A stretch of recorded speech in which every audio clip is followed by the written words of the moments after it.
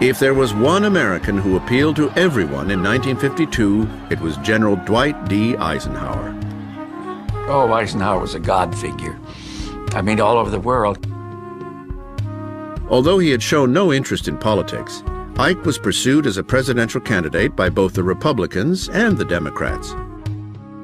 He didn't seek the office of presidency. The office sought him. He was a very reluctant candidate. Both parties would give him anything to have him in their party.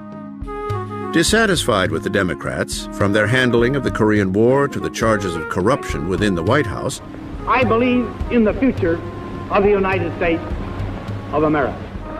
Eisenhower decided to join the Republicans and run for office. I think Eisenhower felt that the country really did need him. And he had been reluctant, but he also was reluctant to let the country go in the wrong direction. And I think as he watched it going in the wrong direction, Eisenhower felt that he was the right man to be able to help the country. Number 34, Dwight D. Eisenhower, Republican, 1953 to 1961, 62 years old, from Kansas. Dwight Eisenhower is remembered in two distinct, if contradictory, ways.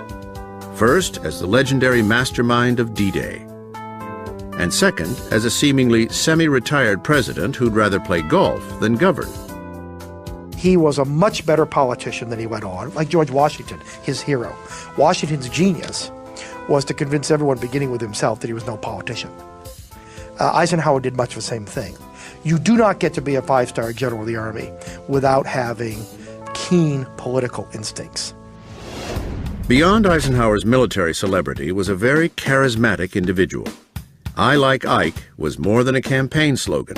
It was a true sentiment. There was a marvelous aura about him. You could just feel it. He was confident. He was a decent man. He wanted to do what was right for the country. While Americans liked and trusted Ike, they weren't always sure he was completely engaged in Oval Office affairs. Most people thought that Eisenhower was essentially presiding over an administration that others were making the decisions.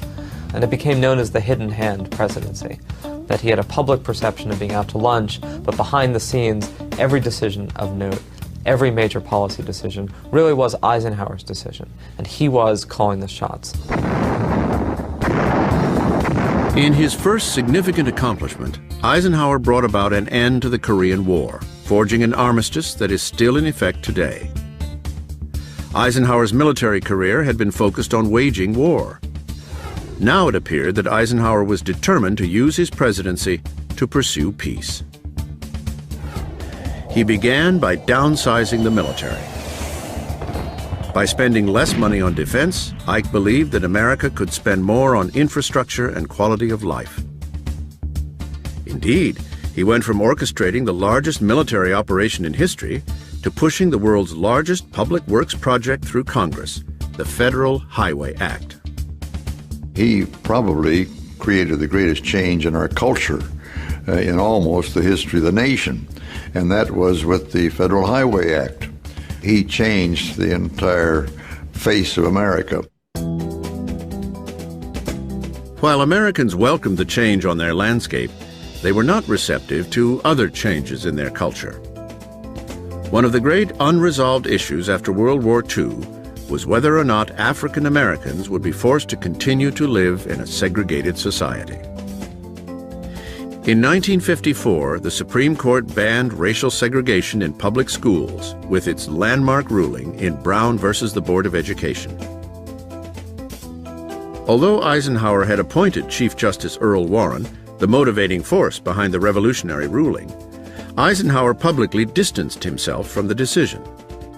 He thought that it was disruptive, he thought it was an inappropriate role for the federal government, and he really thought that it wasn't yet time for desegregation, or that the country wasn't really ready for it, the South wasn't really ready for it.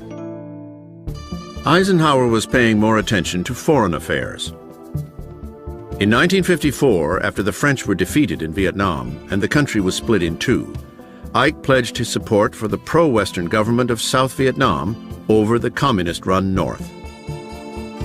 Eisenhower took a series of steps that were absolutely essential to us becoming more and more involved in Vietnam. The most important was his support of the creation of the Bank of Vietnam, the sending of huge sums of money to Vietnam in terms of aid and support.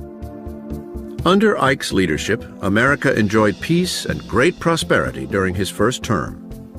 With the economy soaring, Ike easily won re-election in 1956. Traditionally, second presidential terms are much tougher than the first, and this was true for Eisenhower. First, he had health concerns. Ike had a heart attack in 1955. That, combined with his aloof reaction to growing civil rights unrest, made him seem weak. Then came Sputnik, the first satellite in space launched by the Soviets in 1957. Americans became hysterical, believing that there was a missile gap in the Russians' favor. They had beaten us into space. I think the United States changed, at least Washington did, more on that night than many people realized, because we went back to work and said, okay, this is a race, and we can't let it happen. Then, in 1959, Fidel Castro seized power in Cuba and established a revolutionary regime just 90 miles from Florida. Another sign that America was losing out to the Soviets. At the end of the Eisenhower presidency, there was a kind of malaise in the United States, a feeling that communism was overwhelming us. The grandfatherly image Eisenhower had enjoyed was now something of a liability. In his final address to the nation, Eisenhower spoke to the American people with unprecedented candor. We must guard against the acquisition of unwarranted influence, whether sought or unsought, by the military-industrial complex. For a military man, a general who had been the supreme commander of the Allied forces, this was a stunning pronouncement. The hero of World War II wanted nothing more than to leave behind a presidential legacy of peace. He recognized that war has to be a last resort. I think only someone who's fought and seen the destructiveness of war can feel it in their gut the way a man like Eisenhower did. In honor of his grandson, Eisenhower changed the name of the presidential retreat in Maryland from Shangri-La to Camp David in 1953.